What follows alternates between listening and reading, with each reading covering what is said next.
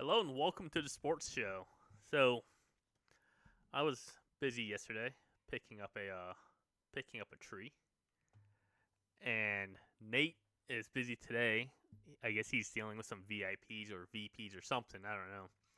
So you haven't heard his voice in a while. Actually, I don't. Have we ever talked about football, DJ? Oh yeah, definitely. I've been on this before. Okay. Um. So welcome to the sports show, the only sport where we can definitively say the U.S. is the best in the world. Um, Whew. so what I kind of talked about last week. Um, Obviously, DJ, you weren't here last week. We had kind of a quicker episode last week, and I wanted to talk more about injuries. And you know that I'm going to want to talk about the Broncos, especially since the Rams didn't actually play yet this week. This DJ's favorite team. Yeah. In the first throw that Justin Herbert has, Pastertain blocks it. He does what he does, and then he gets hurt, and he's taken out.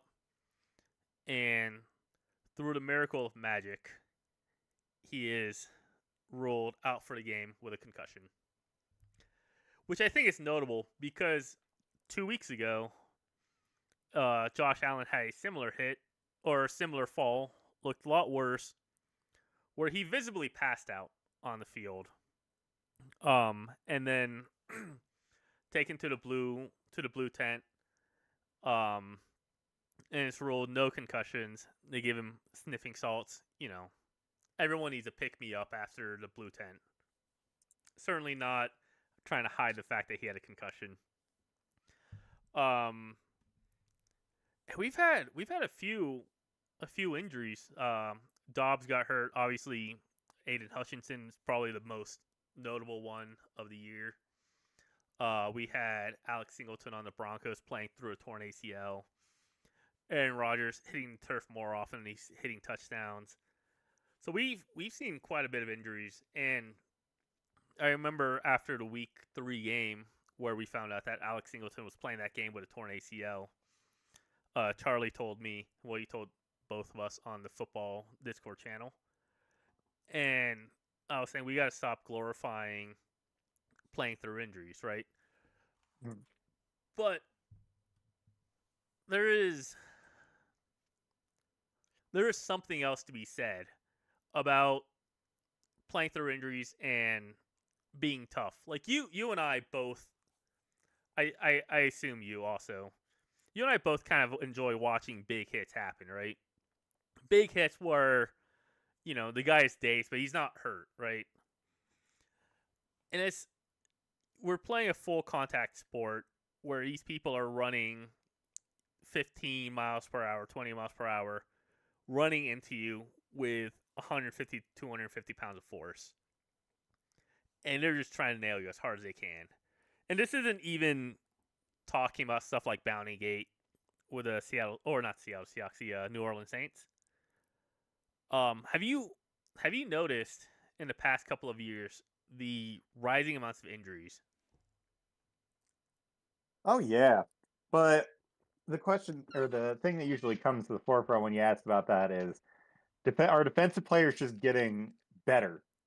As we break down the sport more and more, as we start to understand, how to build a body that could deal out as much punishment as it can take, is the science really backing up how hard they could take those hits? Because as we get stronger and stronger, our body's really becoming able to take the extra velocity, the extra pounds. I know this is a problem in baseball too, where you're seeing a whole lot of younger players get Tommy John surgery because the velocities that they're getting up to throw the ball even at that age are the human body just can't keep up. And you got to wonder if maybe that's also happening in football. Is we are getting, we just lost Aaron Donald, of course, to retirement, but man was a freak of nature, and we're only going to keep getting people like that who are just crazy. But you're also just going to have, the people that we've been getting, and when they take a hit from a guy like that, are their bodies, even for as much training, as much conditioning as you can do, can they really stand up to that? And especially, concussions. You can't exactly buff up your head and neck. There's only so much you can do. So that's, I think, another reason why we've been seeing a rise in concussions as well. There's also the argument that we're just talking about them more. You could definitely say that earlier, 10 years ago, we just kind of swept it under the rug and went, they'll be fine. Slap them with a couple of drugs, get them back out there. They can speak, they can still move around, they'll be good. But yeah, what do you think about that? Do you think we're falling behind in that category? We're maxing attack without getting defense much higher. What do you think? Yeah. I think it's a lot of different things. I don't. I agree with you. I think it's no secret that defenses are getting faster. Back in 2012, 2013, when we drafted Von Miller with a second overall pick, he was a freak of nature. And not to take anything away from his successes, not to take anything away from, his physical prowess, he's not as weird now when we look at other. Granted, Von Miller played linebacker, which is needs different skill sets and defensive ends. But we've seen people like Myles Garrett. We've seen people like Aiden Hutchinson. When you want to talk about linebackers, we have T.J. Watt and J.J. Watt. I think J.J. Watt's a linebacker. Dude, I'm not gonna lie. I don't know like any any defensive positions besides cornerbacks because everyone freaking blitzes now, and they all line up with a front seven. But regardless, yeah, we are seeing players getting faster and bigger. But I also feel like we're seeing more of an attempt to try hiding it, right? We saw this in 2022 when Tua very obviously suffered a concussion in the field. And then we're told, he just has back pains. He'll be fine. And he went out there and he gets a concussion again 4 days later, and they can't hide this one because he goes into a defending position. This year we saw again with Josh Allen going down, getting knocked out, and him coming right back in, bringing the question, hey, do we need to do more? And much to your point, it is hard to really protect from a concussion. You can't. There's only so much that you can. There's only so much padding you can add to a helmet before it just. At that point, you might as well be playing touch football or flag football, and that's the argument that's always been being made. When I talked about this before with Matt a few years ago, I told him, and I still hold the same belief, that if you're truly trying to protect people from injuries, you can't have a running game. But we're now seeing that's not the case. We're also seeing quarterbacks get injured on sacks. We're seeing quarterbacks get injured on running plays. We're seeing wide receivers and cornerbacks getting injured just trying to catch the ball. That's the core mechanic of the game. You can't take that away from football. Did you, out of curiosity, did you ever see the new helmets that was being rolled out? And currently it's only being used in practice during practices, not in real games. The Guardian caps. Yeah, they look really stupid. They got like the cloth on them and stuff. Yes, they have been used by a couple people in real games. The NFL did clear it to be used in regular games.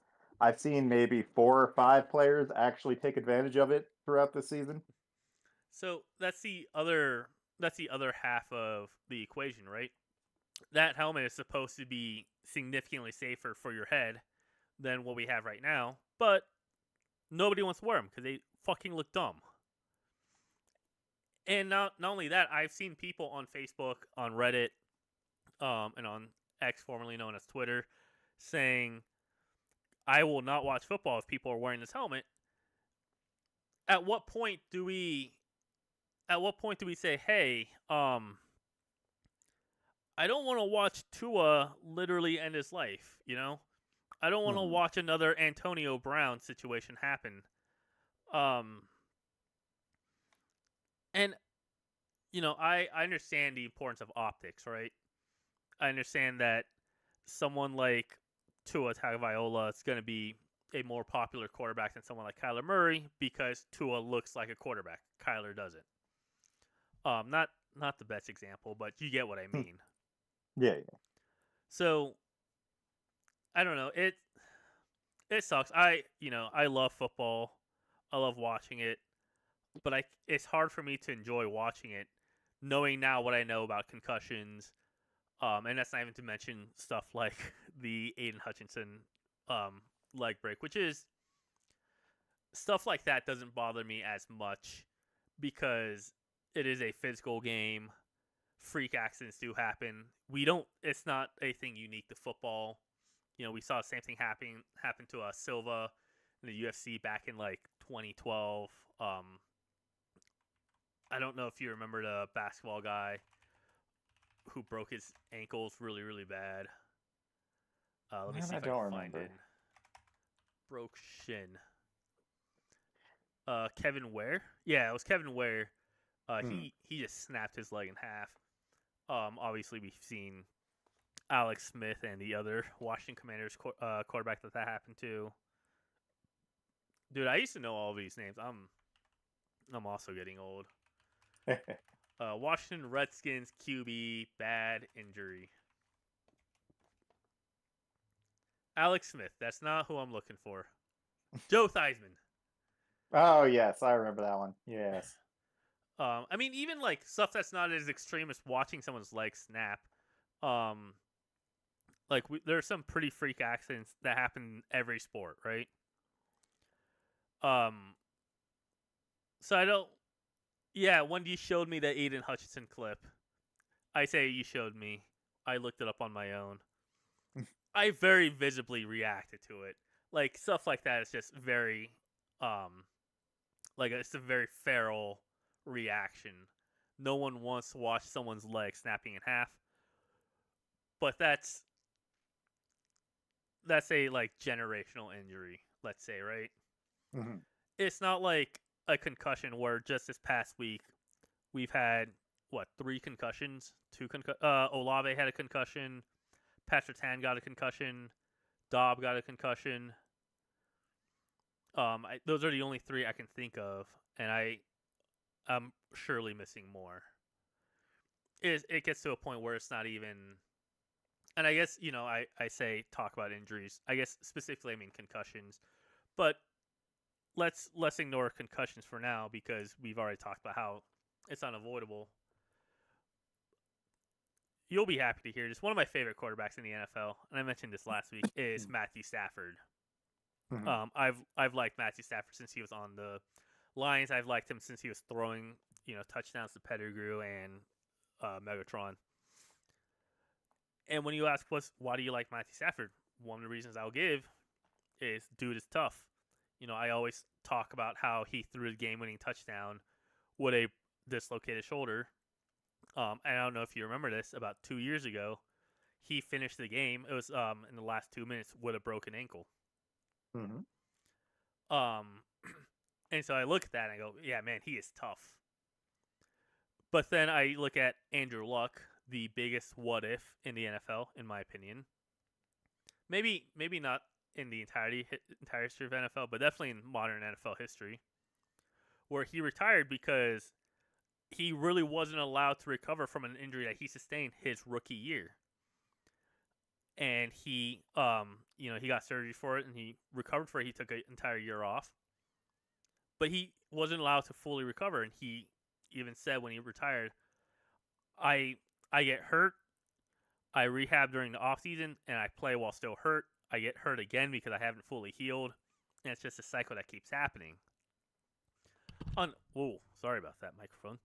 On the flip side of things, you have stuff like Deshaun Watson last year, where he's doing poorly and then mysteriously gets hurt on a non-contact injury. You get stuff like Devontae Adams, who's missed 2 games because he has a calf injury, but somehow magically is saying, "Oh, I can play against the Steelers on Sunday right after he gets traded."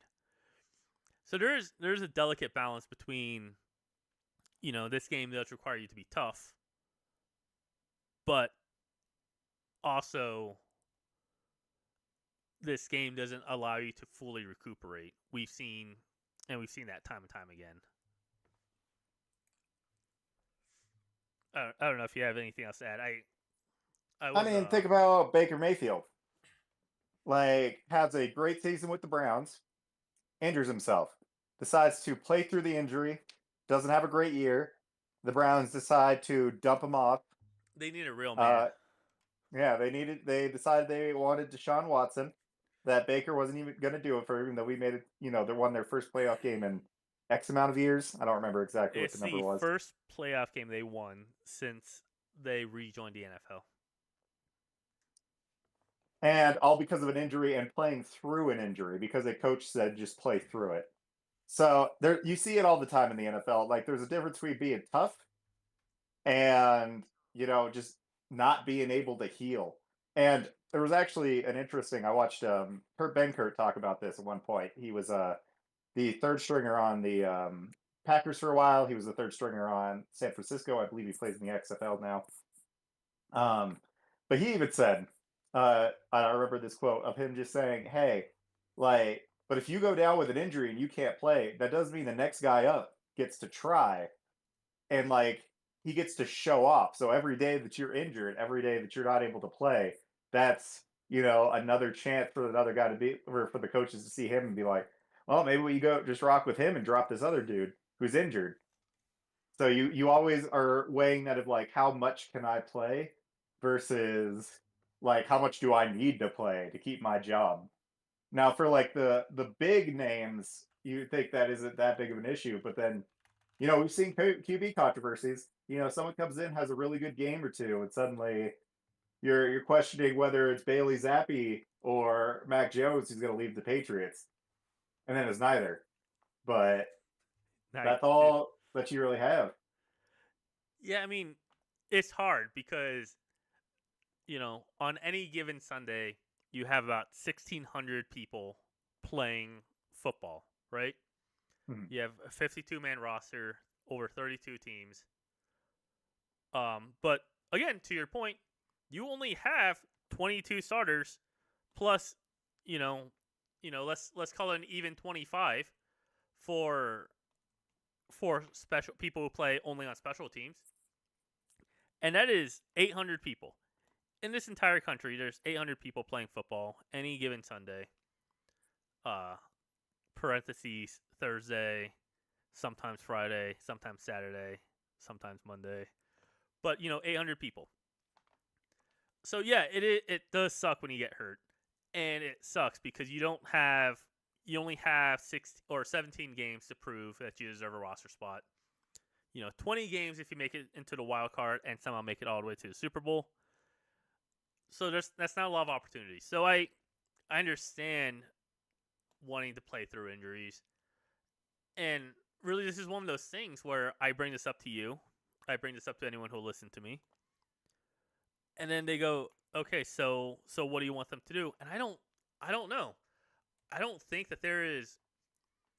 I haven't been able to figure out a way to marriage my love of football with I don't want to see people getting hurt on the field. I just think it sucks, and I think ultimately it comes down to a culture change at the NFL level of we want to have long careers for these NFL players. Let's not focus. Let's not force them to try playing through injuries. Let's not make it so that Patrick Mahomes in the Super Bowl comes out obviously hellish or high as hell, because all that matters is winning right now, right? The Super Bowl one is kind of tough. I don't know what to do if it's not a guarantee that you're gonna ever make it to the Super Bowl. Only two Mhm. teams does in the entire NFL. I understand that whole pressure. But like I said, I don't know if there's an answer to this. Yeah, the answer is it's honestly on the players. Like, they have a union, um, but like at the end of the day, it's the players who make the decision whether they're going to play or not. And if they feel like they could do it or they feel like they need to do it, then like what else can you really do? Like, we talk about, of course, the concussion situation with Josh Allen, with Tua and all that, but for a lot of them, like if there was their choice, they just go right back out. Like Yeah. they don't really care about the CTE. They don't really care about like um the lasting damage. They're thinking about, securing the money that'll, for most of these people, which is generational wealth. Like it'll last, like their kids, their kids' kids, their kids' kids will be Or living comfortably, or their like, the parents. or you just burn it all at Cheesecake Factory in a week. Yes, Either or. exactly. But I Living guess what you life. mean. And they always need to weigh that. It's so like they're gonna think like, well, whatever happens to me is fine. Like they're gonna think, oh, I'll be fine. I'm sure Antonio Brown, before he took that hit, was like, I'll be all right. But like, and of course, the other flip side of that too is like, we don't know everything. Like even with CTE, even with concussions, sometimes it's a crapshoot. Like you can get 3 head injuries and then be in a wheelchair the rest of your life. You can take 20 and be fine. It's always a roll of the dice. And so for like these young players, they're really trying to make a name for themselves, be in the history books, make it to the Hall of Fame, or support their families. They're gonna want to try to roll that dice as many times as they can, because in their mind they're like, I got to do this. So I think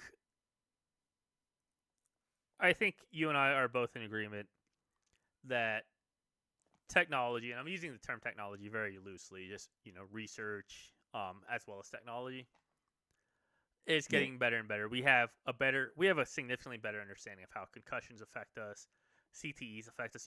Granted, we can't detect CTEs in a person who's alive because you kind of have to look at the brain, but there's stuff like MRIs of measuring brain swollen brains. We have better ways of measuring concussions, and taking out the cynical side of me, the NFL has been trying hard to make sure that teams understand the importance of correctly diagnosing concussions.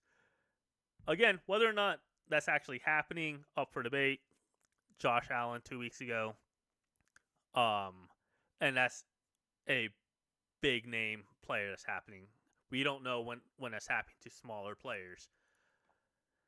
Do you think though, as we do more research and as we develop more technology, in 20 years down the line, that football is going to be a completely, not completely, but football is going to be a lot safer of a sport? Or do you think football is going to be seen as one of those things that, oh, of course, my dad watched football. It's such a barbaric form of entertainment, and it's not really, mainstream anymore. Oh boy. That's a Well, that's a heavy question. That oh, not even, no. It's just, we talking about violent sports. Violent sports are never going to be out of style. It is built into the monkey brain. Like we've had it since the Colosseum. We're just skirting around ways for the morality of it. But in the end, I don't think violent sports will ever go away. People like watching other people get hurt way too much.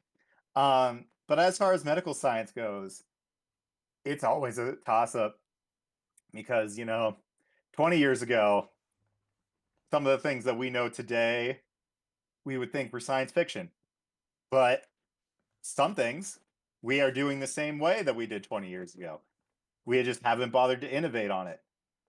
So it really it comes along to a lot of breakthroughs, a lot of how science works, a lot like what is our capability and what is still needed. That is an exceptionally complicated topic that you're never really going to find a real answer to. Do I hope we're going to eventually find an answer to a lot of these problems? Sure. Do I think that they'll happen in the next 10, 20 years? I don't know. It really is, again, flip of the coin, roll the dice, depends how things go. Um, do I think we'll understand it a little better? Yes. Luckily, with all this money being thrown around and with the NFL, well, not super caring enough to hopefully find a way to stop it eventually. There's too much money in it for it not to get a lot of at least funding to look into things like this. But again, money doesn't solve everything, unfortunately. A lot of it comes down to luck or the right person researching it, or just technology catching up to a certain form. But I'd like to hope so. I'd like to think eventually, as we get better and better. I especially think that injury-wise. Maybe not head injuries as much, but I think other bodily injuries as we get more and more, more and more with the damage that people are getting done to them because sports training is getting so much better and bodies are getting so much more powerful that there is eventually going to be a flip where it becomes okay, we've gotten about as strong as the human body can get. How do we make it more durable? And there will be a switch to that eventually. Will that be in 10 years? I'm not sure. I think the NFL loves offense and loves watching people get hurt. So I think they're not going to try too hard, but we'll see. I can respect that, and I will say, as my final thought on the whole matter, as as you understand things more and more, you start to see the flaws more. I think currently we're kind of in uh, a quote unquote dark ages, right? Where it's not, you alluded to this earlier. It's not necessarily that we're seeing more concussions now than we did before. We're just able to identify those concussions better. Obviously, people point to the Tua injury, or I don't know if they'll point to the Josh Allen injury because it seems like it hasn't really affected him the same way it affected Tua. But I think right now we're kind of in this reverse renaissance of it's going to get a lot worse before it gets better as we understand things better, as we start enforcing more rules. We see the NFL taking a more proactive approach to stuff like kickoffs, which is notoriously big on hurting people. So I choose to be optimistic. Right now, it's hard to be when you see all these injuries happen. I mean, you're a fan of the broken Rams, who I think the Rams and the Colts are competing to see who can start their practice squad faster. Oh, the 49ers are in there too. They're also beaten up to all get out. They're Yeah, they're not as bad, I don't think. I think they still have a good amount of starts. They're like week to week, not very much. But I think like oh, what's their left tackle's name? Trent Williams. I think Trent Williams has been playing a lot. Ayuk and Debo has been coming in and out, I believe. I don't think they're out for the season. I'm not sure. yeah, But I don't think yeah, they're up for the season. it's a it's kind of a rough year for as far as injuries are concerned. I just feel like I haven't seen this many people out by week 7, I know you're not as big of a Broncos fan as Nate and I, but I do also know that you watch a lot of Broncos game because you're friends with Charlie. Hmm. So I know he puts on the Broncos game usually over Red Red zone. Zone. Yeah, dude, I'm fucking fried today. I don't know what happened. I'm out of whack. But I wanted to talk about the Broncos game a little bit. I think there's a lot of things that you can look at that Broncos game and go, man, the Broncos suck. 20-0 in the first half. Bo Nix threw a terrible pick. And when you watch the Broncos play, you look at the statistics and you see, oh, Bo Nix hasn't thrown an interception in 3 games. And that's kind of a misnomer. I think it was they talked about this on Monday Night Football when they were interviewing Josh Allen. Of hey, you haven't thrown any interceptions yet, and he goes, I have thrown interceptions, none of them were caught. And I think that same thing applies to Bo Nix during this 3-game stretch where he hadn't thrown an interception. He is still way overthrowing his receivers, and he finally got punished against the Chargers. And then obviously Patrick Tan goes out for the game, and I do want to touch on that a little bit, but people will point to, okay, you only scored 16 points in garbage time. But that doesn't really matter, right? Because you look at the Chargers' other games that they've had this year. 10 Raiders scored 10 points against them. Panthers scored 3 points against them. Okay, those are both pretty bad teams, right? The Steelers only scored 20 points against them. And I believe okay, it was the 2 touchdowns. But Steelers scored 20 points against them, and then the Chiefs scored 17 points against them, and the Broncos scored 16. The Chargers are not a team that lets people score. There was no garbage time score for the Raiders. There's no garbage time score for the Panthers. And I think it's a huge disservice to say Jim Harbaugh gives up on games. He plays pretty cushiony. And maybe that's the case. I know Jim Harbaugh is more of an offensive-minded coach. But I don't think that you should discredit the Broncos, who are really one holding call away from potentially sending this game to overtime, right? If Moss does, I think it was Moss, doesn't hold on the fumble play, and we get the ball back, that's probably an easy touchdown. Our defense held the Chargers to 3 points the entire second half. I'm not convinced that the Chargers are a good team, just as much as I'm not convinced that the Broncos are a bad team. Yeah, no, there's 4 quarters of football. People like to point out garbage time, but every minute that you're out there, you're playing a game. And there's a reason that coaches don't take out their QBs even when they're 2-3 scores ahead. It can flip very quickly. And I just want to say, 5.5 minutes left in the game. That's not really garbage time. We were only down by 10 points. A lot of things. The Broncos did not look good, and I'm not going to claim otherwise. They looked horrible. But, and I don't really like using this excuse of we lost Pat Surtain. But the issue is losing a player that your entire defense is built around, which Pat Surtain is. Pat Surtain is probably the only cornerback in the NFL right now that you can consider a shutdown corner. He only had like 8 or 9 targets this entire season. I might be off on that. That might have only been catches that he's allowed. But he's allowed. He's rarely targeted. We saw last week what happens if you try targeting him. He comes off with 2 interceptions and AFC Defensive Player of the Week. So we see it's the same thing with someone like Aiden Hutchinson, right? Where Aiden Hutchinson's going to get to the quarterback. You don't have to blitz them every single drive to cause that pressure. You can do other things because you have Aiden Hutchinson. You don't have to play zone as loosely as other teams have to because Pat Surtain is going to hold down that half of the field.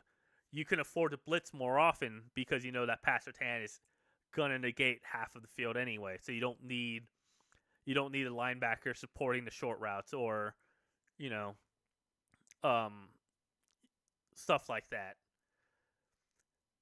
And so when I say stuff like, well, the 49ers should be able to play without Christian McCaffrey. They should be able to play without Deebo Samuels. Yes, because their offense isn't built around the fact of, well, Christian McCaffrey's a bad example, but it turns out that Mason's also a pretty good running back. But, the offense isn't really built around, okay, Deebo is going to pull half of the defense towards him. The same way that you can say, okay, the offense has to ignore this part of the field because Pat Surtain is covering zone on that side of the field. So I'm still huffing the copium smoke or whatever.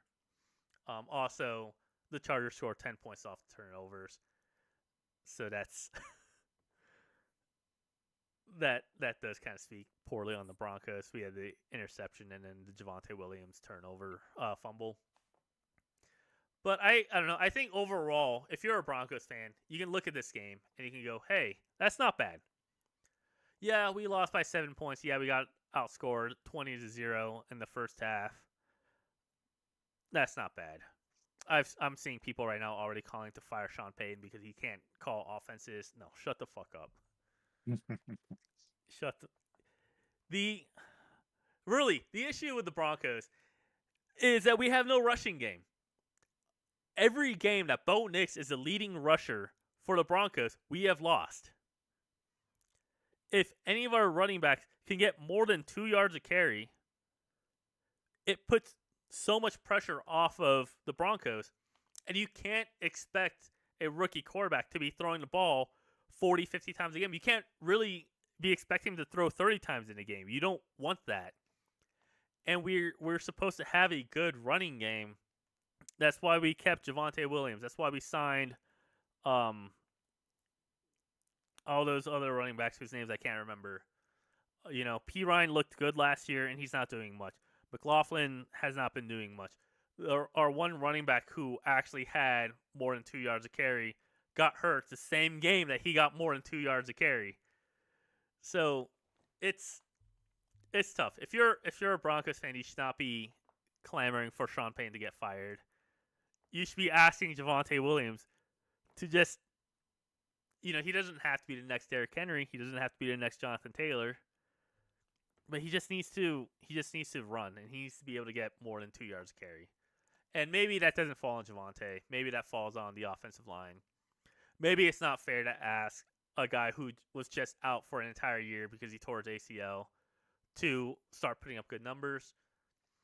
But regardless, that's what the Broncos organization's focus should be on. We have a good defense especially when Pat Surtain comes back. We have a no pun intended. We have a passable offense, but you can't have a good game if your running back can't play. We're seeing this with the Seahawks right now, where Geno Smith is constantly throwing 50 yards or 50 times in a game. I think he's thrown 3 times. I think he's thrown for 50 or more times 3 times already this season. And he's only thrown under 30 once this entire season.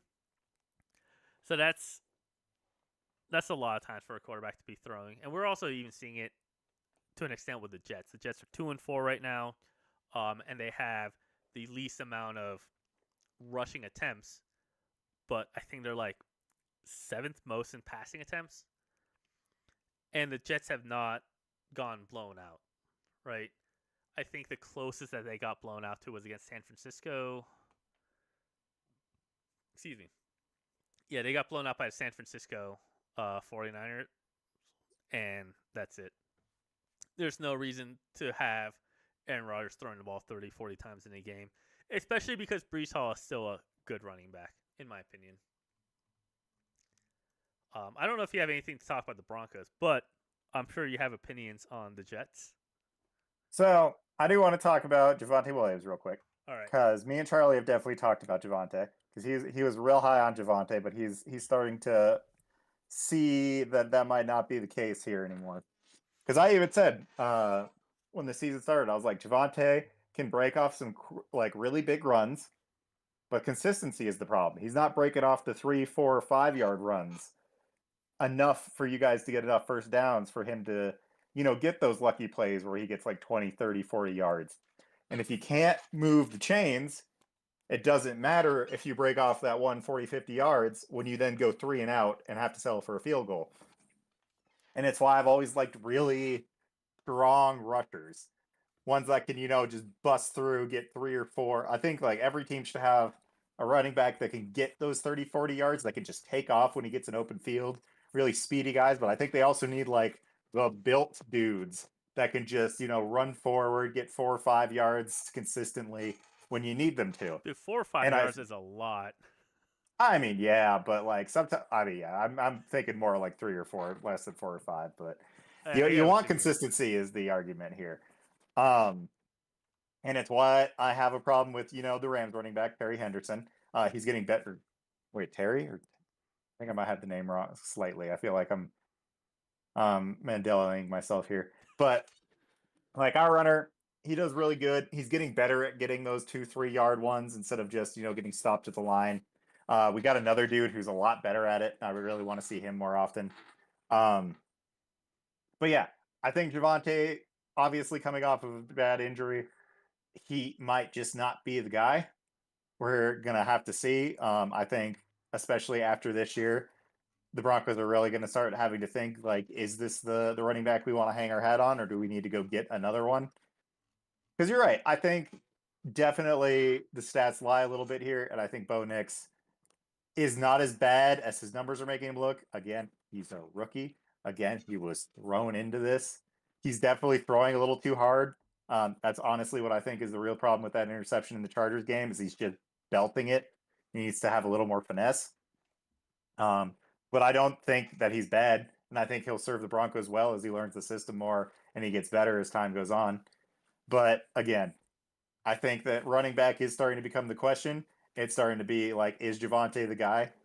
I've mentioned before too that I think your wide receivers that you have a lot of really good 2 or 3 guys, and I think you have a really good playmaker with Sutton is the wide receiver, right? I always mix up Sutton and Surtain. Sutton is the receiver, yeah. Yeah, okay. I think Sutton's really good at the catch or the clutch catches where he pulls in a one-handed on the goal line pull in thing. But I think his problem again, and I think honestly, I think that's the biggest problem with your offense at all is consistency. Is you don't need the big 20, 30 yardy plays. You need the slant plays that get you 5 or 6 yards or 4 or 5 yards that can move the chains. And I think a lot of your wide receivers have problems with that. I think your tight ends are decent about it, but they end up getting hurt a lot. But yeah, I think you're right. That is the issue with the Broncos at this point. Yeah, I mean Moving on though. the Oh, the sorry the golden number for a running back is 3.3 yards. If you can average 3.3 yards a carry, that is the standard, right? And obviously, not everyone can run 3.3 yards. If you have a bad O line, there's no way you're gonna carry 4 people 3 yards every single time you touch the ball. But 3.3 yards makes it so that you have a 3rd and 3 or a 4th and inches. If you're not able to do that, if you're only running 2 yards, a 3rd and 6 is way different than a 3rd and 3. It limits so much more of what your options are. At a 3rd and 3, you can probably run the ball one more time to get that first down, or at the very least get close. And I will say the only concern I have of Bo Nix is he's not thrown in there the same way Drake May was thrown in there, right? He was drafted with the expectation that he was going to be NFL ready. He has 72 games at the college level, I believe. He played for 5 years. He played as a redshirt freshman. So the whole idea of having someone like Bo Nix versus someone like, say, Jaden Daniels is Bo Nix is supposed to be pro ready. He's got the reps in. He's got the games in. Compared to Trey Lance, who's only played 14 games in his entire football career after he graduated high school. With that being said, yeah, his overthrowing is an issue. He is thrown in there in the same sense that every rookie quarterback's thrown in there. And he had a really hard 2-week stretch against the number 1 passing defense in the league, straight into the number 1 rushing defense in the league. I don't think Seattle is still the number 1 passing defense in the league, especially after that Lions game. But I get your point. So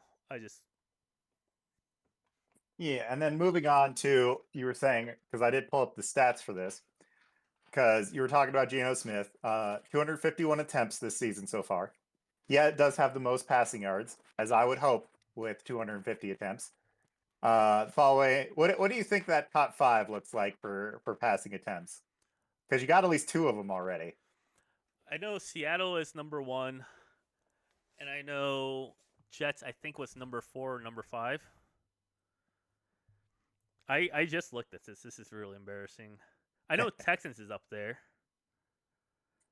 That's 3 out of 5. What are your last 2? For some reason, I thought I saw Indy up there, but I don't think they're up there. All right, one more. Is it a team that I would be able to guess, or is it kind of like I think so. I think you'd be able to guess this. someone who's throw heavy? Is it the Lions So, or the Rams? no, So top 5 is Geno Smith, Dak Prescott, Daniel Dak Jones, Aaron Prescott. Rodgers, yep, and CJ Stroud. So you got 3 of them right. But But yeah, so and uh and I do oh, want to sorry, go point ahead. out though, of those five, so number one is Geno Smith. I don't know what's been happening with Kenneth Walker, but apparently they don't think he's their guy. Dak Prescott, they just lost or they have Ezekiel Elliott, but he's very heavily on the downswing, and they got rid of Tony Pollard for some reason. I don't I don't think I understand that. Who was number three? Daniel Jones. Daniel Jones. Yeah, they just got rid of Saquon Barkley. I think their running back is actually pretty decent, but the Giants are also always playing from behind, so they have to throw more often. Aaron Rodgers, I badmouthed Aaron Rodgers so much last week that I'm afraid that he's gonna come to my house and plant tulips or some. I don't know what I don't know what he would do. And then who is number five? CJ Stroud. CJ Stroud. And yeah, CJ Stroud just lost. They also just lost Joe Mixon for I think 4 of those games. So yeah, I like you can see if you don't have a good running back, you have to throw it more often. I don't. Aaron Rodgers to me is the outlier in that because they have Brees Hall, who, as Well, I would far as I can argue tell, I'd argue CJ Stroud and Aaron Rodgers are the two kind of outliers there because CJ Stroud's throwing more often because he has a lot of weapons in the wide receiver category. that is true. Like when you have as many like wide receiver 1 and 2s as the Texans do, you're like, okay, no, that's fine that he's throwing a whole lot. With Aaron Rodgers, like I said, they have a good running back, but Aaron Rodgers is also going to want to do Aaron Rodgers things and throw the ball a whole lot. It's really what I was saying with Geno Smith, Dak Prescott, Daniel Jones. These teams really do not have good run games, and I'll say that at least with the Giants, I don't think their running back is particularly good. I think they're okay. I don't actually remember who it is, I think but it's some young also guy, isn't it? I think so. But also with the Giants, I give them a little more leeway because it's like, well, yeah, you just drafted a wide receiver who has been doing fantastically for you. Of course, you're going to be throwing the ball a lot more. But still, like Dak Prescott, very clearly they don't trust their run game. Very clearly they need to trust their run game or at least get someone better. Bringing Zeke back was in fact not all in. And then, the Seahawks is just like, yeah, they're not running. And that's why they're throwing up like again, Geno Smith's at 250 passing attempts. The next one at Dak Prescott is 30 less than that. And then after that, it evens out a little bit more. But like the fact that the difference between 1 and 5 is 50 passing attempts is crazy. You're right. They are throwing way too much, and it's not sustainable. Meanwhile, you go down to the bottom 5, and most of these make sense. But Is Watson where? in the bottom five? No, actually. Because he was Um, actually like number 2 after week 1, which was surprising. actually, I might need to adjust this a little bit because now I'm Oh, looking at it. yeah, Yeah, this actually bottom 5 might be really hard to actually check just because there's the sheer amount of people that have played yeah. this year. But like I see Derek Carr down here. Obviously, he just got hurt. I see Sam Darnold down here, which really does show off. Like, yeah, the Vikings have a really good throw, or have a really good connection between Sam Darnold and Justin Jefferson. But like, man, they still have other ways to score. Like, it's not like Sam Darnold's throwing for 2,000 yards. He's throwing for 1,000 yards this season, according to this. Like, they're getting it done. All right, let's see if I can help you out. So LA Chargers have thrown the least amount.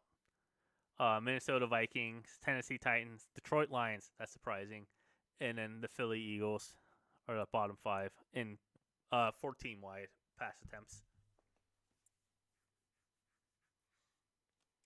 And that makes sense, right? Jim Harbaugh and then their OC, whose name I can't remember, notorious rush first, establish the run offensive coordinator. Minnesota Vikings again makes sense. You're not necessarily trusting Sam Darnold to carry the game the same way that you would expect a CJ Stroud or a prime Aaron Rodgers to carry the game. I don't remember who the Vikings running back is. I thought it was Cam. They just signed Cam Akers. But I don't remember who their their main back is. Yeah, I'm currently looking into that. Um, Tennessee has Will Levis, who I think Will Levis is better than what he's showing, but I don't think Tennessee's a team that's going to help him succeed in that. We've seen Tennessee not do anything with quarterbacks before. I don't know why we thought this was going to be any different. Lions was surprising to me. I don't really know what to say about the Lions, except that they're just, I think, the best team in the NFL right now. And then Philadelphia Eagles, you've got Saquon, and really with how Jalen Hurts has been playing this year in particular, especially after I think AJ Brown was the one that got hurt. It makes sense to just trust Saquon. Saquon is a beast. I think this might be controversial. I think Saquon is the overall better running back than Derrick Henry. I think Derrick Henry is just more explosive and a lot stronger. But Saquon feels like he's always going to get you. He's always going to get you that 3 or 4 yard target that you're aiming for as a running back. And then the Bills are right outside, which is just as surprising to me. But I guess it's not too bad because the Bills don't have a lot of offensive weapons. We'll talk about the Amari Cooper trade in just a little bit, but did you find out? Looking into this, so I was also curious who the running back for who the highest or who has the most yards, I should say, for the New York Giants for running back. Devin Singletary. That's always going to be surprising to me. I feel like Singletary is a really good like B running back, like a B grade running back. I think he's who every running back should strive to be. Yep. So he has 220 yards with 56 carries on the year, which is only 8 better than Javonte Williams with 3 more. Or Javonte has 3 more carries. So not the best. I was actually looking And it's for Aaron Jones is who I was Zeke. thinking. That's who the Vikings have now. Oh, that's right. It is Aaron Jones. That's right. That's right. And now they just got Cam Akers. That's your right. boy Cam Akers. And they also have Ty Chandler too. I don't think that's as exciting. By the way, both Cam Akers and Ty Chandler have less rushing yards than Daniel Jones. Fun. Huh. I mean, They Cam also Akers have only is... one. Yeah, what? They also have 1 more rushing yard than Geno Smith. The Geno's been... Got some wheels. If the Seahawks looked better, it would look like they were trying to feed Geno Smith an MVP award. And let me get down to that too. Is Ezekiel Elliott is less than all of the people I just listed. 115 for 38 carries. Some notable people above him: Jaleel McLaughlin, your other running back, Brock Purdy, Baker Mayfield, Anthony Richardson, like I said, Daniel Jones. All have more rushing yards than him right now. I'm actually making sure that I'm not just wrong. And there's another Cowboy. Okay, there it is. Rico Dowdle is their other one, and he has let's see here, 246 rush yards on the year, which isn't terrible. And he's been doing pretty good. Yeah, but again, like when you have these two, you gotta like. It's very clear that that's not enough, and that is the problem that you're bringing up. Is the run game just isn't there. I don't know what a successful run is according to Pro Football. A successful rush gains at least 40% of yards required on first down, 60% of yards required on second down, and 100% on third or fourth down. The denominator is rushing attempts. Boy, what a convoluted stat. Ezekiel has only had 34% successful runs, which is... I can't be nice. That's not good. I was trying to be nice. DJ, when I asked you this afternoon if you wanted to podcast with me, I didn't think we were going to spend like 20 minutes talking about running backs because I like never talk about running backs. But yep, it is a point though. Is like you got some real explosive running backs in the league right now, and a lot of them just ain't doing too great. Yeah, and it is important, right? it is something that all NFL offenses try to build their offense off of. You hear it all the time: establish the run, establish the run, establish the run. And we have seen time and time again when you're not able to establish the run, your passing game suffers. If they don't have to bring down linebackers to help stop the run, you're going to have a harder time throwing the ball. I think notable exceptions to that would probably be the 20, I want to say 15 Falcons with Matt Ryan going to the Super Bowl. But generally speaking, Peyton Manning has always had, on his successful years, has had good running backs. Tom Brady, while never having an elite running back, has always been able to have an established running game. But also, you can't really compare what Tom Brady does to succeed with other quarterbacks, right? You can't compare mere mortals to a god. Yep. Or a cheater. To someone who really, really liked football. Likes football, I should say. It's not like he's dead. Or stopping being involved with football. He's so involved with football now. I feel like he's you're gonna on get part of called. the Raiders now. He's always been a co-owner, but I guess he got a bigger stake in it. Yeah, he is officially an owner. He cannot play football again. Oh, thank goodness. Thank Brady. I want to talk to you about the New York Jets game. Mm-hmm. So I guess before we get into that, the Jets just traded for Devontae Adams. Normally I say, oh, that's a bad trade. Devontae Adams not going to really fix their problems. A third-round pick, because let's be honest here, that is not going to, they're not going to meet the conditions for a second-round pick. It was going to a conference game or Devontae Adams making it to an all-pro team. Not of that's going to happen. And then, we'll talk about the Bills a little bit too. The Bills also traded, I think it was a third-round pick as well, for Amari Cooper. Fun fact about Amari Cooper, he is one of two Cleveland Brown players to have more than 2 touchdowns. The other one was a defensive player. So the Browns are more likely to score with Deshaun Watson off the field than he is on the field. But going back to the Jets-Bills game, both of these teams came away from that saying, okay, we need to get a wide receiver. Ever since we heard that Stephon Diggs was leaving the Bills, people have been saying the Bills need to find another wide receiver. I think people were pretty surprised to see that they didn't really get very aggressive in finding a new wide receiver. During the offseason, they decided to stick with Kincaid and Shakir. But after the Jets game, and to be honest, probably even before then too, they were looking for another wide receiver. The Jets was a little bit weird though, because the receiving game has not been the issue with the Jets. Alan Lazard again had a 100+ yard game. Garrett Wilson had a 100+ yard game. There's not too often where you see two receivers with over 100 yards. Aaron Rodgers himself, well, the New York Jets themselves are doing okay in passing. They have 1,303 passing yards on the season, which is just outside of the top 10.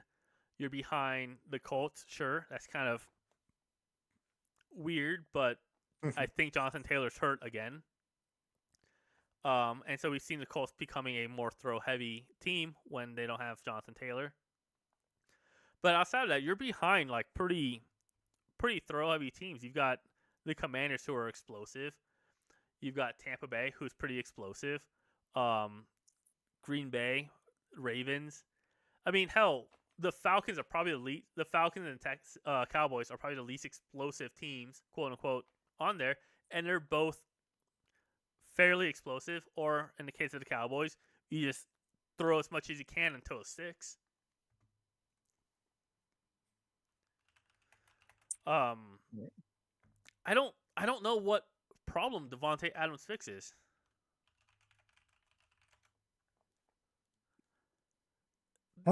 I mean, I think it's just comfort with Aaron Rodgers because, like, we've already seen that Aaron is mostly throw like most of the big throws that I can think of. I've seen the Jets make are Aaron Rodgers to MVS, and on a team with Garrett Wilson, that's crazy. Like, and you could say that, maybe Gary Wilson is having a little slump now after such a great year last year. That kind of happens. Maybe he's just not like getting targets because he's more of a short route runner, and of course, uh, Aaron Rodgers is going to go for the bigger, deeper balls. But I think again, it's gonna be a comfort issue for him, and I think he's just gonna start passing it to Devontae and just it's because you see the faces he makes every time one of his receivers drops the ball. I think he just doesn't have a lot of confidence in anyone except. I hope I didn't say MVS earlier because that's not who that is. Um, Oh, Adam Lazard. yeah, Lazard. I think I did say MVS. Crap. Adam Lazard is who I meant to say. I think he's just going to force it to Adam Lazard, and of course, Adam Lazard, not the greatest wide receiver. He's a decent wide receiver, like three. And I think now with Devontae Adams, who, you know, I don't think really is a wide receiver one anymore. It's been hard to tell because he had Derek Carr throwing to him on a disaster of a Raiders team to going to Marcus Mariota, or not Marcus Mariota, to Jimmy G throwing him on a disaster of a Raiders team to AOC throwing to him to Spencer Rattler Not to Spencer Rattler. no, he never got a pass for Spencer Uh, Rattler. Excuse Garden me. Minshew. Gardner Minshew, excuse me. Yes. So like, he might still be a wide receiver one. Just all his QBs kind of sucked. So we'll see. We'll see how it affects them. Do I think it's going to make the Jets contenders? Nah. Um, do I think it could put them in a wild card? Maybe. Really depends how good he still is. How like much Aaron Rodgers has in the tank, assuming Aaron Rodgers doesn't get snapped in half behind that O line. Um, yeah, I think out of the two, it's definitely the least interesting. I am actually very interested in the Bills trade. I think that is going to help Josh Allen. I think a lot of his problems have been just receivers dropping balls. Um, yeah, it remains to be seen. I was expecting a lot more trade moves too. The fact that it's really just these two are like the big ones is just kind of like, eh. I mean, we'll still see more. We still have 3 weeks for the trade deadline. I guess Oh, 2.5. I thought the trade deadline was like next week. Okay, never mind No, then. it's November 2nd. Okay. Yeah, I agree with you. I think the Bills have very clearly suffered losing Stephon Diggs, and you kind of see it a bit where Josh Allen will start running the ball more because he can't trust his receivers. I am more interested in this Amari Cooper trade. I remember when people were talking about Amari Cooper leaving the Browns this year, the two teams that kept coming up were the Bills or the Chiefs. The fact of the matter is, Chiefs don't really need a deep threat. Their deep threat is Patrick Mahomes. Um, and while we've seen them have quite a bit of success with Tyreek Hill, I think arguably you could say that they've had more success post Tyreek Hill. They've had better success dinking and dunking, especially because, ironically, the Bills figured out the game plan on how to beat the Chiefs 3 years ago with a two-eye safety that's so popular now, and two-eye safety with a front seven running a QB contain instead of a blitz and forcing Patrick Mahomes to not only throw from the pocket but also just throwing these dinky and dunky passes, which is what we're seeing the Chiefs doing. They're not really throwing it deep. Patrick Mahomes obviously can still air it out. He's had some really pretty balls, but this Chiefs is significantly more boring to watch than Chiefs of prior years. They honestly look like a better version of last year's Chiefs, I guess. Whereas the Bills kind of rely on Josh Allen's arm to air out the ball. The Bills especially so because they play a very telegraphed football of, okay, they're lining up under center, they're going to run the ball, they're running a shotgun, they're going to throw the ball. And so they kind of need that deep threat who can win contested catches. I don't know if Amari Cooper is that guy, but I'll tell you that when he was on the Raiders, I fucking hated watching him. And so I'm glad that he's able to go onto the Bills now. As far as the Devontae Adams thing is concerned, it's becoming more and more apparent. Two things are becoming more and more apparent the more we're watching this Jets team. One, they are in a desperate, we need to win a Super Bowl now, and they're rushing things. They're doing things impulsively. I'm sure you've seen the clip of Bill Belichick saying that's just what the Jets do. That's just what the Jets do. They are not. They're just gonna fuck up the season. He didn't cuss. He was on ESPN too. He couldn't cuss like we can. Exactly. But we saw Robert Sala, Robert Sala getting fired when they're one game away from winning that, or not winning. It's so early in the season, but from taking the lead in the division, promoting their defensive coordinator to head coach, who by the way is still calling defensive plays, demoting Nathaniel Hackett to not being the play caller, which is what Saleh wanted to do in the first place. And then we saw how undisciplined the Jets defense was. Yeah, we can talk about the 22 penalties, the 204 yards of penalties that happened that game. We can talk about the terrible roughing the passer call on Aaron Rodgers. But we're not talking about the pass interference calls that the Jets defense made time and time and again.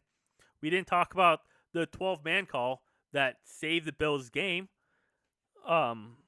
because Aldrich didn't get the formation in right, or he didn't notice that the Bills were in hurry up offense.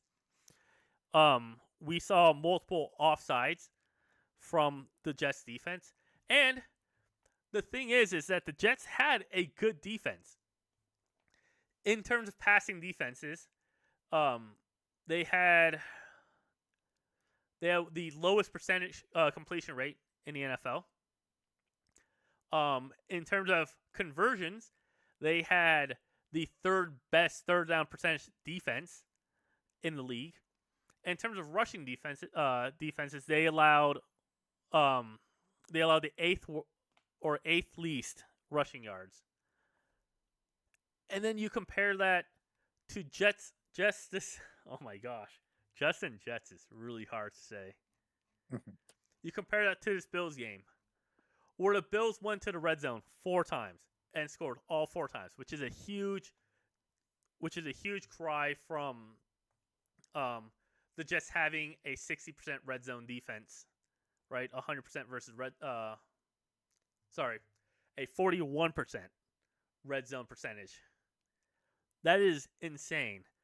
We saw the Bills throwing for, I think it might have been the most yards that the Bills have gone all year. I could be wrong. I have been pretty bad about looking up stats ahead of time. But this very easily looks like a game where if Saleh was still coaching, if Saleh was still the head coach, and Aldrich was just focused on the defense, and they do the same thing of demoting Nathaniel Hackett from play callers to just the OC. On paper, this looks like a game that the Jets should have won. When you look at Aaron Rodgers throwing for 293 yards, excuse me, and you look at how good the Jets offense actually looked this week, which is by far the best week that they've had all year. And then you look at the person that they fired, who didn't make any offensive play calling, to the point where he didn't even attend offensive meetings, which is weird and probably inexcusable, but that's how removed Saleh was from the offense. And the offense did well, and the defense suffered, which is what Saleh was known for, right? Mm-hmm. And so after seeing all of that, the one thing that they say is, we need to get another receiver. And it's starting to look like the Jets might be having a receiver problem. And maybe it's a good problem to have. But they've got a lot of pretty decent receivers on their team. And I don't necessarily think that they need all of it. Also, I would be remiss if I didn't mention the Aaron Rodgers interview with Mike Williams. Did you see that interview? I did not, actually. So they asked him, yo, bro, why did you throw an interception at the end of the game? Instead of being like a Jared Goff of, hey, it's on me. We all make mistakes. Instead of having like a Tom Brady esque, nobody is perfect, it's game to game every given Sunday, instead of giving it, instead of just saying, hey, we're a team, we win together, we lose together. Aaron Rodgers says, Mike Williams fucked up his route. And the exact quote is he's talking about how he's supposed to run an out route, and he's supposed to be on the red, and he sees Allen putting his hand up, and so he throws, and this is Aaron Rodgers' words, he throws a no look pass to Mike Williams, who's supposed to be on the red, but he ran the wrong route, so he wasn't on the red. I don't know if Aaron Rodgers just doesn't remember what happened, but Mike Williams did not run the wrong route. Mike Williams had to cut back, and I will grant you that, right? He has to cut back to catch the ball. That is going to be an inherent danger of throwing a no-look pass. Is you are guessing where they're going to be. Aaron Rodgers being only 2 yards off of where Mike Williams was is a really good no-look pass. Mm-hmm. I think on Aaron Rodgers' side, that was a perfectly fine thing to do. No look, throw the pass, and you're basically right where Mike Williams is supposed to be. Mike Williams didn't get intercepted because he ran the wrong route. He got intercepted because he slipped on the fucking grass. Yeah.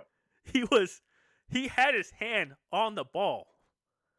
And for Aaron Rodgers to not just say mistakes happen, to not just say, we should never have been in that position in the first place, but to go, yeah, Mike Williams fucked up, is inexcusable from a guy who's supposed to be a leader. And I'm not surprised because I already don't like Aaron Rodgers as a person. And he's shown time and time again that he lets his ego get in the way of playing football. But, coincidentally, Mike Williams did not participate in practice today for personal reasons. They just signed a brand new shiny wide receiver.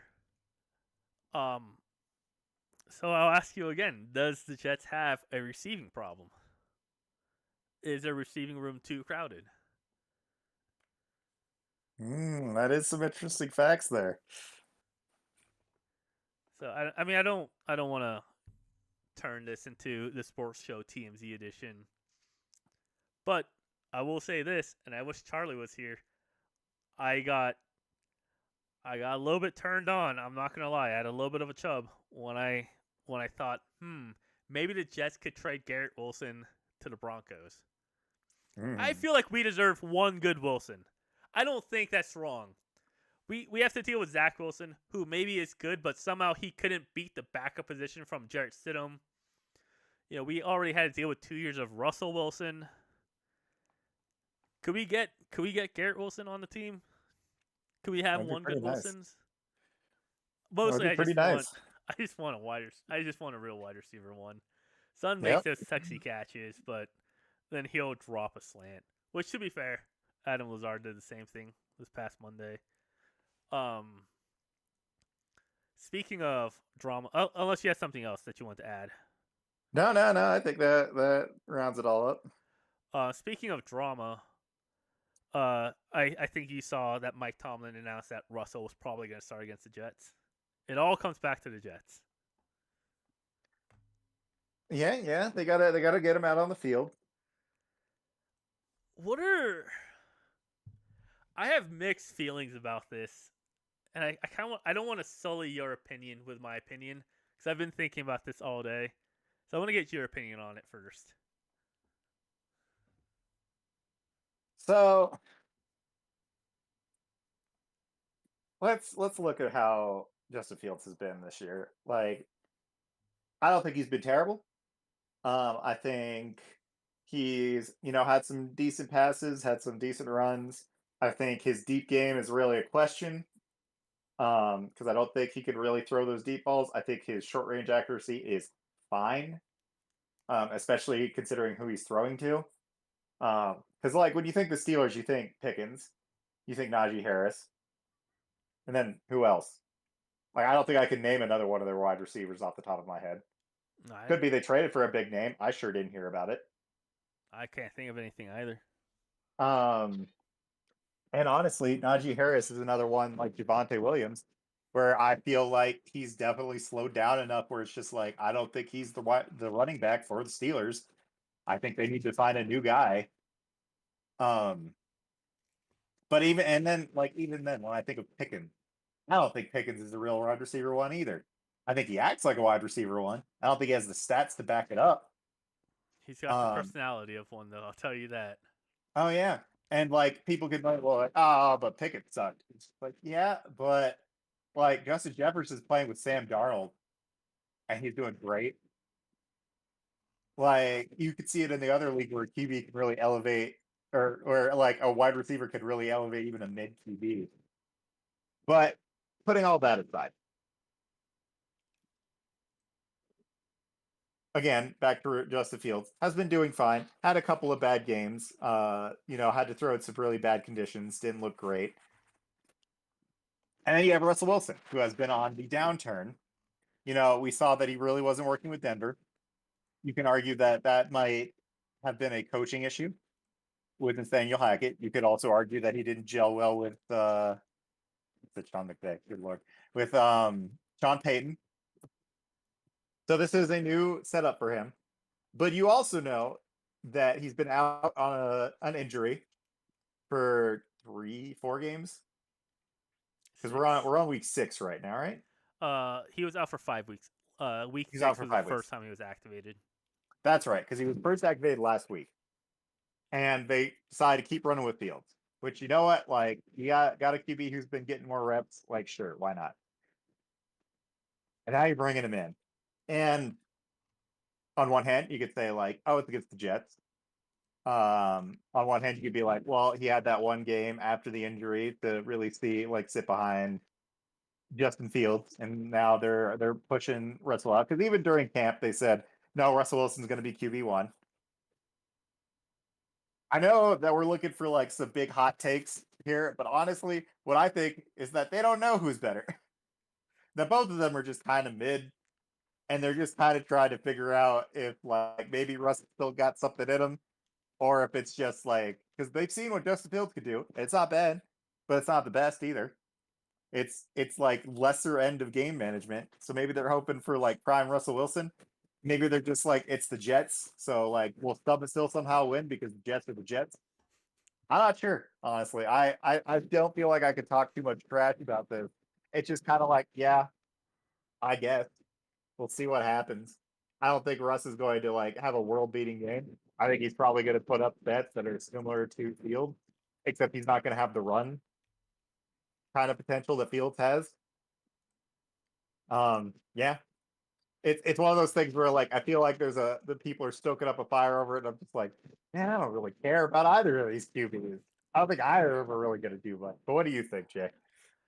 So, one, as a Broncos fan, I don't like Russell Wilson. I think he's a fine person, and I'll say that. Brandon Perna talked about how he was gonna miss seeing Russell Wilson in every post game interview, even though he didn't like Russell Wilson either, and that I can agree with that. But what I can't stand, and I will preface this by saying that this has not been an issue since Justin Fields started, especially when he had that 4-0 start. But um, everyone was talking shit about the Broncos and Sean Payne about how um, Russell Wilson's a Super Bowl quarterback and we can't do anything with him. Russell Wilson, blah blah blah blah. Like to the point where Russell Wilson won the game ball when the Steelers beat us, despite the fact that A, the offense didn't really do anything against us, and B, Russell Wilson didn't even play, which was the same exact fucking thing that happened last year when the Jets gave Nathaniel Hackett the game ball, despite the fact that Zach Wilson and the Jets offense didn't do shit against us. And I get it. Sean Payton has done a very good job of painting a target on his back and saying, "I'm the villain. Go ahead," right? Hmm. Um, with that being said, I was watching a video today, um, and it was talking about how all the criticism that has been levied against Justin Fields is not fair because Patrick Mahomes got carried by his defense last year. Peyton Manning had the same thing happen his year with the Broncos where they won the Super Bowl. And he says it's not fair for people to expect the quarterback to be able to carry the entire team. The issue with that is one, Patrick Mahomes and Peyton Manning, and every other time that this has happened, has already proven that they were a good quarterback. Mhm. You can see this with someone like Joe Flacco, who won the Super Bowl. Was the Ravens' best QB until Lamar Jackson. And if you want to argue that Joe Flacco is a better quarterback than Lamar Jackson, I disagree with you, but I can see where you're coming from. Joe Flacco, and I don't know if you knew this because I did not know this until very recently, Joe Flacco has never made it to a Pro Bowl. When you think about that Ravens team that won the Super Bowl, the Ravens team that went to the Super Bowl, you're not really thinking about Joe Flacco. You're not really thinking about Anquan Bolden. You're not really even thinking about Ray Rice. You think about you're thinking about Ray Allen, right? Mhm. And just that solid beast of a defense that they had. And that's the thing with Justin Fields. He hasn't proven that he's a good quarterback. He's had, a few good games here or there. He's had decent decent seasons in the past. But what has he done this season? Touchdown wise, he's in the same conversation as Bo Nix and Deshaun Watson, which again, I love Bo Nix. That is not where you want to be if you're trying to say I deserve a starting spot in the NFL. You don't want to be comparing yourself to Deshaun Watson, who can barely throw the ball, or Bo Nix, who didn't throw his first touchdown pass until week 4. Gardner Minshew is right behind him at 4, and guess what? Aiden O'Connell has 1, so you're in that same conversation. Drake May has 3 touchdowns and has played a single game. Matthew Stafford has Matthew Stafford only has 3 touchdowns, but he also doesn't have any wide receivers. I don't know if Russell Wilson's going to be a better quarterback than Justin Fields. But I don't think he's going to be a worse quarterback than Justin Fields, right? Mhm. When you see what Russell Wilson was able to do last year, he was able to clutch it up. He was able to make big throws generally when he needed to. The Steelers defense allows you to play a quarterback that's like that. And yeah, you lose some of the explosiveness that Justin Fields has, with him being only 25 years old. But it's not like Justin Fields is throwing out big numbers. Oh, also Will Levis is on that 5 touchdown list. Oh yeah. He's not going to be pulling a Jordan Love or a prime Joe Burrow. He's not doing that right now. He has 1 game-winning drive. Every other game that they've won has basically been off of the backs of their defense.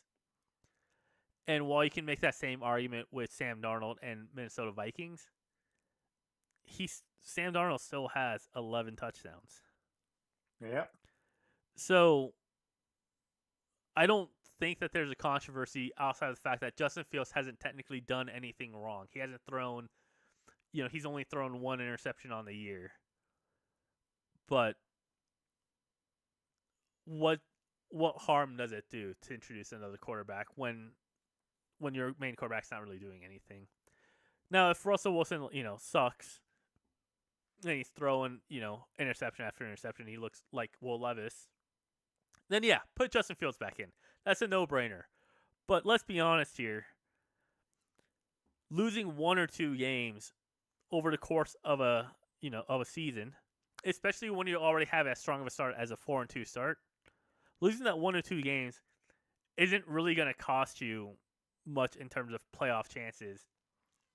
It'll cost you home field advantage for sure. I don't think you can lose 1 or 2 games that you're supposed to win and still compete with Baltimore for that division title. But the AFC is not very strong. It's not too hard. I don't think it's going to take 10 or 11 games to make it out of the AFC like it has in the Excuse me.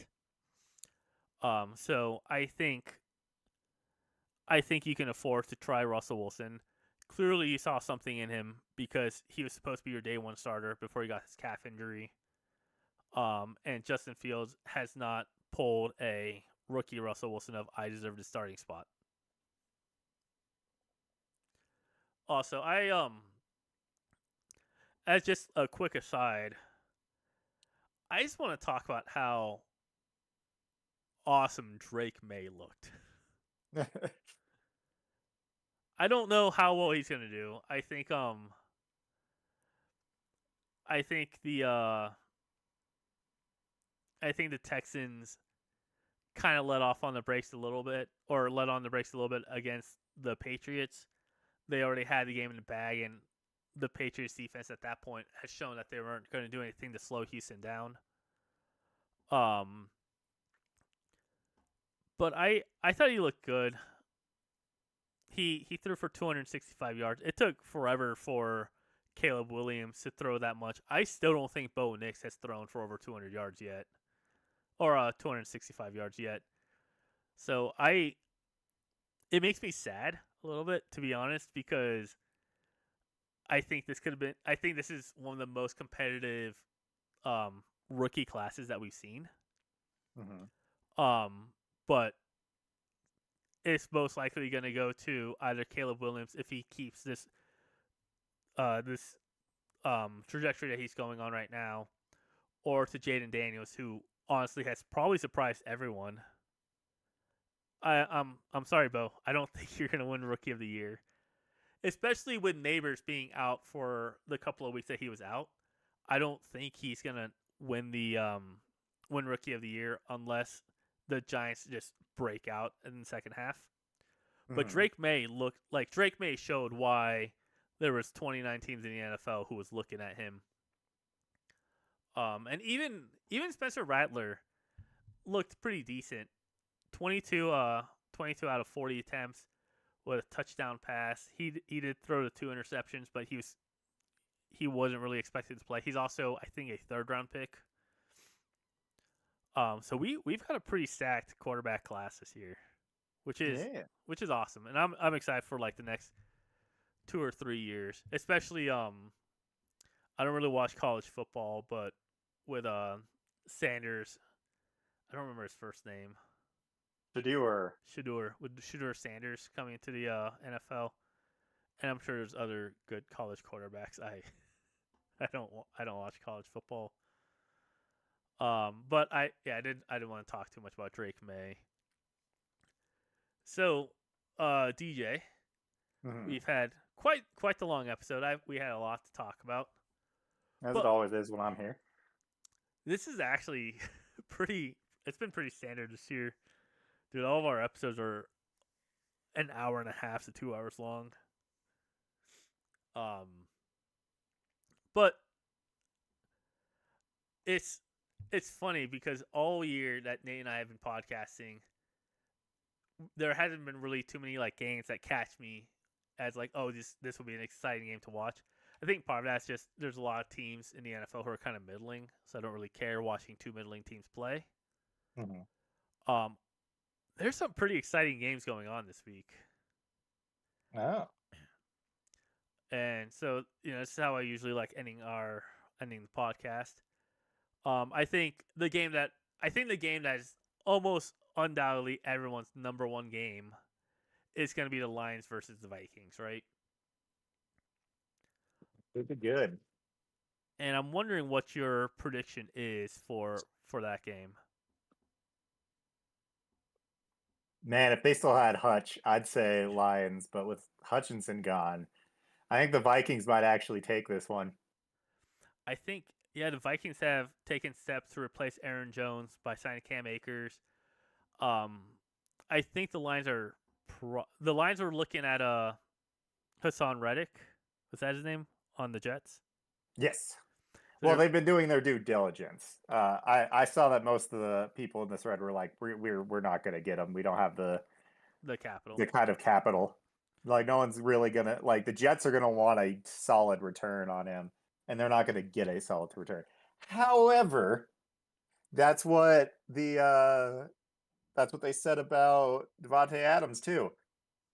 And it's a conditional third that could go up to a second, but still a third. I don't think people were expecting that low. So you never know. You never know what desperation will hit. Yeah, I think that's going to be a good pick. The other name that I've seen thrown around, and as someone who enjoys watching the Lions, I'm very excited by this, especially next year. Is Max Crosby. Mm. Yeah, that's going to be scary next year. But I agree with you. The Lions have not done anything to address this Aiden Hutchinson factor. Aiden Hutchinson's not someone that you can replace by having good scheming. Um, I I unfortunately don't see the Vikings losing their win streak right now. So yeah, I've got the Vikings going there too. I've got Texans, Packers, Chiefs, 49ers as my other two exciting games. But do you have any games that you're really excited about watching? Broncos Saints. Okay. um, so if this okay, so the Saints started off hot, and like initially I was very skeptical. I was like, yeah, no, Saints they're gonna keep this up, and they didn't. Um, if the Saints are gonna have that, get right game where they're like suddenly back in the conversation, it's gonna be this one. So I'm hoping You you guys could play spoiler to that. I don't think Broncos are gonna lose, but I could see like a 40 on the Saints happening. Because like, oh, this is their bounce back game. This is where they enter the conversation again. This is where they you show they're still contenders. you think the Saints are going to score 30 points or over 40 points? I don't want it to happen, but I could see it happening. I could see this being a massive trap game. The Broncos have allowed more than 20 points exactly one time this season, and Exactly. 10 of those points was against the Chargers. I could see it if Sertan's not playing, which I don't think he's going to because I think concussion protocol means that if you get hurt Sunday, you're not ready to play on Thursday. Yes, I believe that is true. So without Sertan, I could definitely see a 40 plus point game, especially if Carr's playing and not Spencer. I don't I don't know if Spencer Rattler is playing or not. I also don't know if Olave is going to be playing or not because he also suffered a concussion. So I don't think he's going to be cleared to play against the Broncos either. And I think both of those are going to hurt the Saints a lot. I don't know about a 40 plus point game, but it is also Thursday night football and anything can happen on Thursday night football. But yeah, I think the Broncos will take this game. It's also a grudge match. Um, Sean Payne is probably still pissed off at the Saints, so it'll be exciting. I'm glad it's gonna be on national TV. I'm glad everyone in the U.S. can experience this magic. Exactly. I mean, I still like in seriousness, of course, the Lions Vikings is probably going to be the best game, like watch wise. I'm also mildly interested in Chargers Cardinals on Monday. Um, I think the Cardinals have shown that they're scrappy and they definitely have the pieces to actually be a decent team. And I think the Chargers have shown that they don't have that. I do not think the Chargers are a very good football team. I think Justin Herbert is probably more beat up than he's letting on. And I think He's this has become what has become, in the last few years, everyone's always been up with the Chargers of like, oh yeah, no, they're the sleep, like they're a fantastic team. They have so much talent, blah blah blah. And Brandon Staley ruined all that. And I think through the sieve of time, they have lost a lot of that talent, and a lot of that talent has shown that it's really not all there. And so I think they're honestly quite a middling team at this point. But I think this is like the battle of the teams that could be good but really need to show that extra step. So I think that'll be a fierce fight on Monday night. I Right. I I like what you said because I think you're right. Right, the Chargers play a very disciplined football game. They're very structured. The Cardinals, and I've used this metaphor before. The Cardinals are a Madden team. They are not a football team. They are a Madden video game team.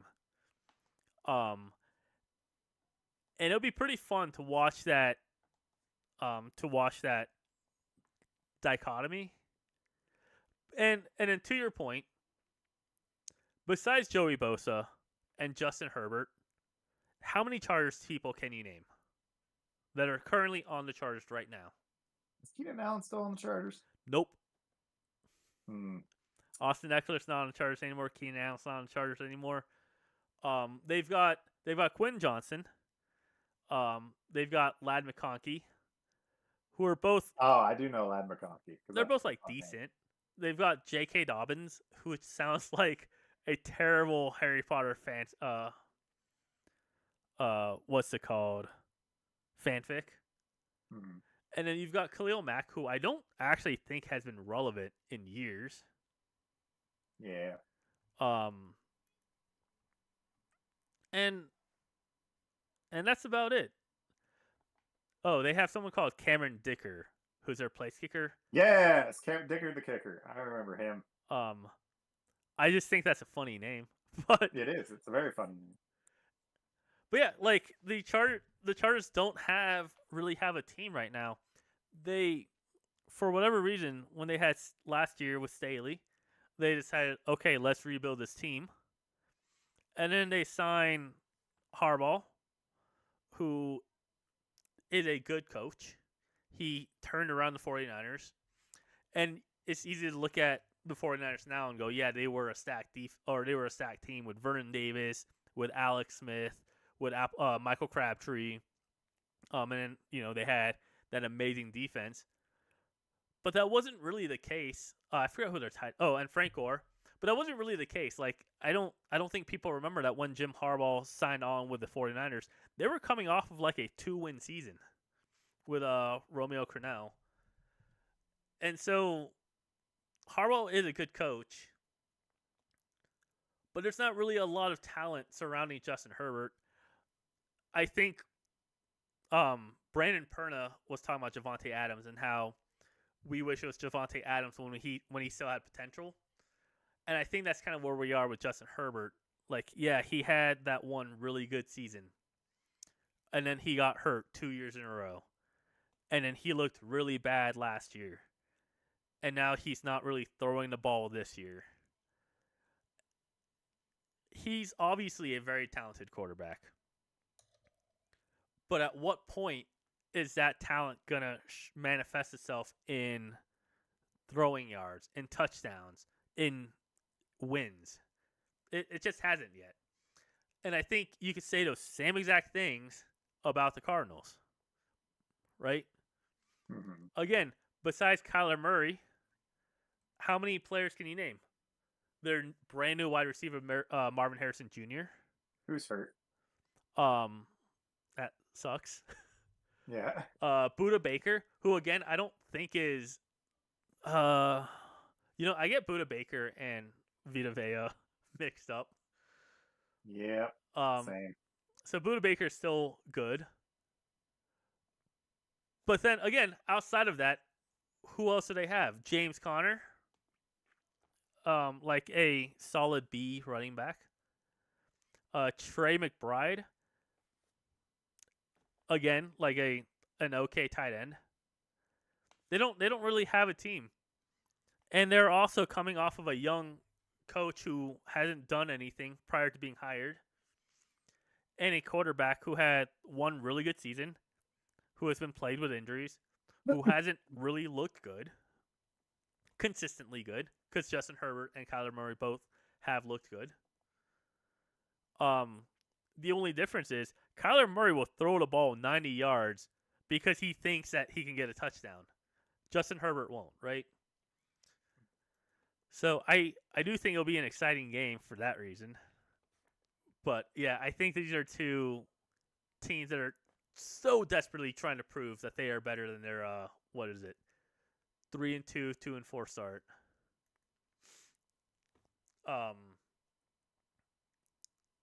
Yeah, I think the Cardinals are going to win. I realized I Yeah, never said that. yeah. I hope they don't. I Um, want the Chargers to be a good team so that I can feel good about this loss. Um, but I think the Cardinals are just too much of a wild card. Although, actually, you know what? I'm going to take that back. I think the Chargers are going to win. I think their defense is super underrated right now. all right, all right. Um, I don't really want to talk about this game too much. The Jets Steelers game. I kind of hate both teams. Mhm. I hope it ends in a draw. But I think I hate the Jets more than I hate the Steelers, so I'm hoping that the Steelers win. But I know I'm not going to be happy Sunday night watching that game. Um, Eagles Giants might be interesting because I think the Eagles are worse than people think, and I think the Giants are better than people think. Also, I think they have the same record. Oh no, the Eagles are one game ahead because they were allowed to play the Browns last week. Yep. But I'm kind of curious to hear who you think is going to win the Texans Packers game and the Chiefs 49ers game. And a quick summary why I'll put mine in, and then we'll close out of here. It's getting kind of late. Also, I forgot that my wife is streaming today, and I'm also streaming the podcast instead of recording it because hard drives are expensive. But let's Mhm. go ahead and start with the Texans Packers game since that's the morning game. All right. Texans Packers. Yeah, it should be a fun game. I think the Packers have a really good defense. I think it's going to cause CJ Stroud a lot of problems. I think Jordan Love's looking pretty good. I think their receiving core is looking pretty good. I think it's probably just going to be a solid game. I think the Packers are actually probably going to win that, but I think it's going to be close. I think it's going to come down to a nail biter where one of these teams is going to be driving for the winning score, and either they get it or they don't. So I think that'll probably be a really fun game. Probably it's a shame it's not the same time slot as the Lions Vikings. I really wish it was in the later slot, but that's how it goes.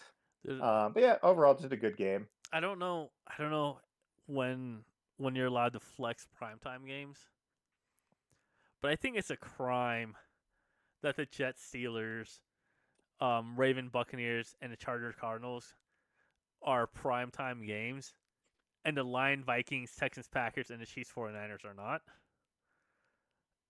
But yeah, I think as much as I want the Texans to win, I'm sorry, Matt. Um, I think I think the Packers have just shown that they're a more complete team. Um, the Texans are 5-1, but the team that they had to beat to get here are the Colts in a nail biter, the Bears in a nail biter, the Jaguars in a nail biter. And then they beat the Bills, and the Bills are a good team. And then they stomped the Patriots, and the Patriots are a bad team. And they got stomped by the Vikings, who I still think is one of the best teams in the NFL, but I'm a little off the Vikings train as I was the past couple of weeks. Um, the Packers feel like they're a more battle tested team. They've also gone against the Colts and the Titans. They had a pretty close game against the Vikings, which is a divisional game. And then the Rams, and I think the Rams have a pretty solid defense. I know I get maybe I'm wrong. Maybe the Packers aren't. Incorrect. Is their defense? We are Oh, they second. because they don't have We're Jalen Ramsey anymore. yes, we are second. I believe we are second to last in points allowed this year. No, you're right. Yeah, maybe the Packers are also just as bad. You know what? Scratch everything I said. I think the Texans are going to win this. They've got All right. they've got a really good defense. They've got the highest pressure rate defense in the league right now. Um, they've got tools on tools on tools. Their backups would be starters in over half of the team in the league right now, in terms of wide receivers. And Joe Mixon is back, so I've got the Texans. Ignore everything I said about the Packers. They're frauds. And then Chiefs 49ers, I think the Chiefs magic will finally end. I am going to blissfully ignore the fact that the 49ers have allowed like 100 points in the fourth quarter this year. And that the 49ers are the only wins that the Rams have. Um, they're coming off of a bye week, just like the Chiefs. No, they're not coming off of a bye week. They play Thursday night. I just think the 49ers have the better team overall. I also think that the Chiefs are the worst 5-0 team we've seen since the 2021 Vikings. Potentially last year's Eagles, but I don't remember if they started 5-0 or 4-1. I think they started 4-1. Who do you got? I think the Chiefs are probably going to win that. I think the 49ers are super beat up, and the Chiefs are going to be able to take advantage of that. I do think how this is going to go is the 49ers are going to come out really strong, and the first half is going to be, I wouldn't say a blowout, but the Niners are going to score like 1 or 2 touchdowns. I think it's going to be mostly a defensive game the first half. I think the Chiefs might get 1 touchdown near like the end of the quarter. And then I think nothing's going to happen in the third quarter. And then I think the Chiefs are going to come back to win it after the Niners do nothing in the fourth quarter. Probably off of a questionable penalty. But at the end, it still comes down to the fact that the Niners let the Chiefs push down that far. Yeah, I mean, the Niners have not had a great second half, like almost every game. Yeah. I hope you're wrong. I hate the Chiefs so much. Yep. I think the only teams I hate more than the Chiefs are the Jets and the Browns. Yeah. And so they're competing with a narcissistic egomaniac and a literal sex offender. God, I fucking hate the Browns, dude. I know people are gonna say there's the 4 people who still support the Browns and Deshaun Watson are going to look at his 11 for 11 and go, look, he's improving. This is him at his peak. He went 11 for 11 and still couldn't fucking score a touchdown. I mean, if there's anyone doing that, I'm definitely not seeing it because literally there is a thread every other day on Reddit saying that Deshaun Watson is the worst QB in the league by X metric, by like 12 different metrics. His stocks have steadily gone down for the past 2.5 years for some reason. But I think that's all I've got. Do you have any final words, closing thoughts, words of wisdom? Brandon McManus to the Packers. Yeah. Speaking of sex offenders, Yep. he said that they resolved it, which Yep. is at least better than saying I talked to my wife and kids. Exactly. Still not great. But the Packers need someone. When you're kicking anything less than 80%, I think, there's only 32 kickers in the NFL. You have to be the best of the best of the best. 60% is just not going to cut it. Well, DJ, I will see you, not in person, but probably tomorrow night on football. Because for And then some a week reason, we later. pretend like you're the only one that has Amazon Prime, even though I'm pretty sure everyone in that call does. Yep. For everyone else, thank you for listening. If we have listeners, I still don't think we do. But it's basically the only time I ever get to talk to football with my friends because otherwise I'm too busy to want to do anything else. You guys have been listening to a sports show featuring Jay and DJ. DJs. Yep. You see what I did there? Yeah. Thank you guys for listening.